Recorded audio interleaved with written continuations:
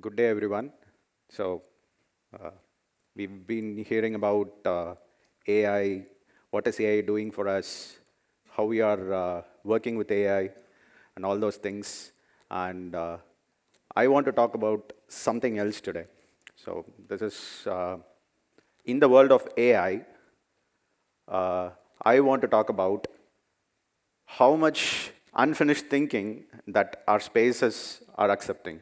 So, why I want to talk about this is when I started working on the topic, um, I tried writing like, uh, number of scores of times. I rewrite my introduction, and still today I'm going off script because this is a topic that that needs to be talked about in all the places where AI is actually taking over, right from our daily activities to complicated simulations and complicated algorithms and all such things around the world.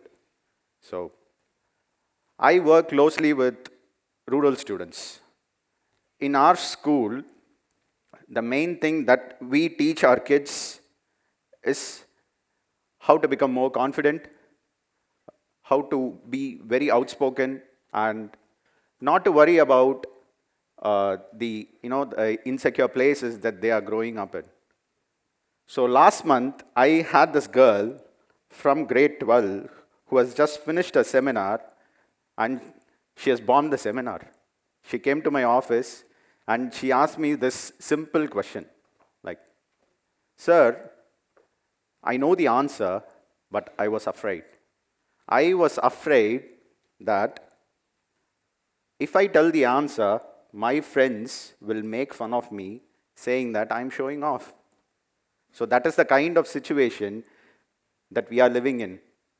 I want to talk about that confidence that is needed in students today and that is needed in almost everyone today. We don't have that space where people need not be afraid to tell what they want to say. There's a term for it, and that is psychological safety. So, psychological safety is basically the amount of space that we have in today's world. We can see that AI is almost everywhere. AI can ask you questions more faster than you are actually responding to it. Even before you finish your response, AI will generate more questions and it will keep on asking you. That is the kind of situation that we are in right now, and AI is not stopping. We need to understand that AI is not going away from our life, and we have to start living with it. But in that space, how much confidence that we can have every single day? Do we have the confidence? I don't think so. How many of you students have actually been compared to another student in your homes? In India, we have this mathematical equation that runs in our head all the time. It is planted in us right from our young age.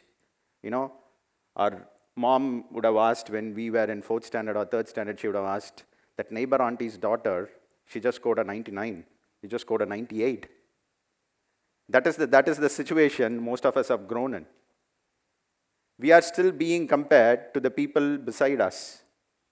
We are still compared every single day, and generally what happens is this will slowly transform into a lifelong fear, a fear of judgment to be ourselves, fear of judgment to go off script when you're on a stage. So that fear is what I want to talk about today. Because about a few months ago, I personally faced this head on. I am a school leader. I run a school which is in one of the most rural parts of Tamil Nadu. And, people look up to me as a role model.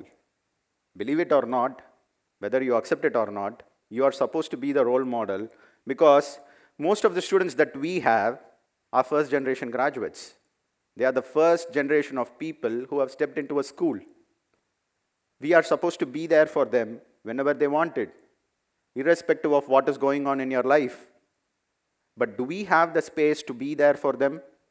Because I wasn't. Because I was afraid. I didn't have that personal safety of accepting myself for who I am and be there for my kids. Because when I was suffering inside, I didn't call it as burnout. I called it as a distraction. I kept myself very busy. I started meetings together. I spoke to teachers all the time. I kept myself running around the clock without thinking the toll it was taking on my psychological health. Because that is what is happening in today's world. We are not thinking about what is happening to us because we are getting all the answers in the palm of our hands. So when I was burning out, I was afraid. I was actually afraid of telling my board of people that I was burning out and I needed help. But a few months ago, I was sitting down with a board member who also happens to be my uncle. So we are having this informal discussion, and I told him, I needed help. I was actually bracing for, a judgment. I was actually afraid that they might think me as a leader who is not capable. But that was not the case. So he responded immediately that we'll get you the support. And that is what happened in the next 2 months. So I don't have to take up all the job that has to be done inside our school on a daily basis. So what it led to is something different. Because I was thinking that having everything to myself, not opening up myself, and being afraid that people will judge me because I'm not finished, I'm not good to be a leader. All those were assumptions. And it was not just assumptions. I was actually pulling down my team because I was unknowingly and indirectly giving my team a wrong signal. I was telling them, if you have to be here, you have to be perfect. I'm sure all the CXOs who are sitting here would have faced this. If you are giving wrong signals, like you have to be very perfect here, you will always see burnout. So it actually showed up in a different way. People were all acting to be very strong in front of each other. We were building a place full of imposters. We were not handling the troubles that had to be handled on a daily basis. So people were not solving the actual problems that we were facing in the school. So that is what I'm trying to say. When you are spending 50% of your time on, saving your reputation, saving your face on social media, you will never have the time to actually work on the problems. So that is my core idea here. You have to spend 100% of your resources on working your best self, not the perfect self, best self. That's the difference. You don't have to be perfect, but you have to give your complete effort. You have to give the fullest effort possible in every action that you can. It's okay to make mistakes. It is okay to come up with a half-baked idea. No one cares. Actually, you shouldn't care. Because when we stop ideas from flowing, we are slowly building a culture where people won't be confident anymore. I'm sure you students have faced this in your college project meetings, in your seminars. So ask yourself whether you are giving that space for your friends, your teammates, your project mates, a space to have unfinished thinking. Why this is very important in today's world is, Google did a project a few years ago, and they studied 180 teams. They wanted to know what differentiates a high-performing team with an average team. So I'm sure if I throw this question to you, you will give me answers like, there would have been a difference in skills, there would have been a difference in experience, there would have been a difference in pay scale, but the answer will actually surprise you because it was none of these. The single biggest factor that actually makes a team high-performing is psychological safety. And they also did a survey. They asked this question to the leaders of the teams that they studied and also the employees in those teams. So when they asked the leaders, 85% of them said, yes, we are giving our team a safe space to work on with. But when they asked the team members or the employees, only 47% said yes.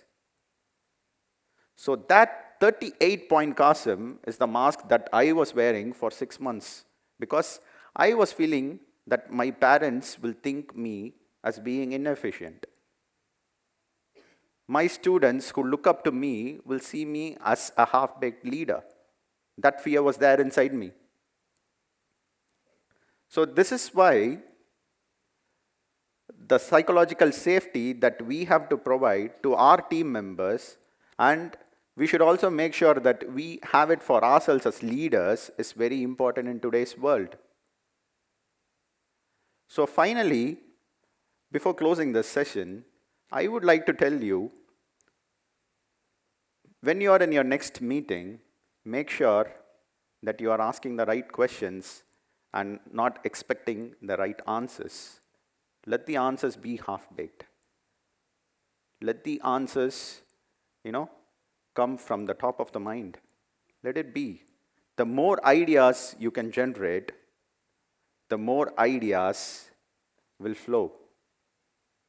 The more ideas will have a safe space to breathe and become a miraculous idea.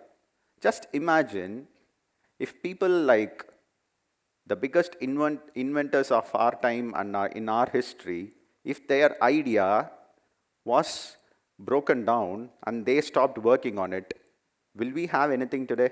We will not have anything at all.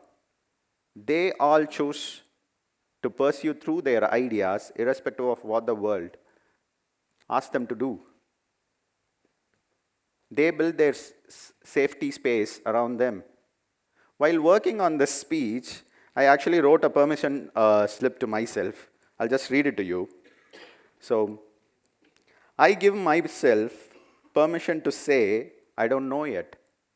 Yes, you're still allowed to say that. You can do that in your classrooms, it's okay. And I think teachers and professors, we all have to accept that it's okay to do that. I give myself permission to ask for help. The second point, the ask for help, is because in today's world, we don't ask for help to our friends anymore. We ask for help to our GPT systems. We ask for help to the AI apps that we have on our phones. So I give myself permission to be unfinished in public. Yes, give yourself permission. This is my permission slip. Go home, write yours today, stick it somewhere where you can see it every day, maybe in your wallet, on your laptop, or on your bathroom mirror. Next time when a friend comes up with an idea, don't ask them whether they have given a clear idea. Ask them how much courage they would have taken, it would have taken for them, to come up with a half-baked idea. So I end my speech with the permission that I am giving you all to be unfinished in public. Be proud about yourself. Be crazy about working hard. And don't worry about the world judging you all, because it's anyway going to judge you. Why not be unfinished and let the light in? Thank you.